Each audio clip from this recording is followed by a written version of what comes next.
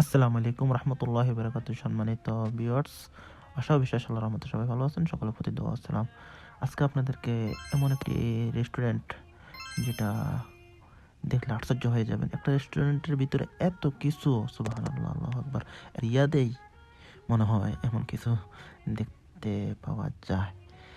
একটা রেস্টুরেন্টের ভিতরে এমন এত সুন্দর কারুকাজ, মাশাআল্লাহ, মুগ্ধ হয়ে যায় দেখে। দেখেন, রেস্টুরেন্টের ভিতরে বাংলাদেশের কচু গাছ, আরও কি সুন্দর বাগান। এটা হচ্ছে কুয়েতের পতাকা, আর মনে হয় এটা কুয়েতের সাথে জড়িত কিছু একটা হইতে পারে। কুয়েতের নৌকা। আর উপরের থেকে ভিডিও করেছি, মার্শাল্লাহ, খুবই সুন্দর, খুবই অ্যামেজিং, মার্শাল্লাহ। এরা পাতিলের ভিতরে বসেই হিসাব কিতাব করে বা অর্ডার নেয়। স্লাইডার উপরে ওঠার জন্য দোতলা। দোতলা তো আরো অনেক সুন্দর, মাশাল্লাহ।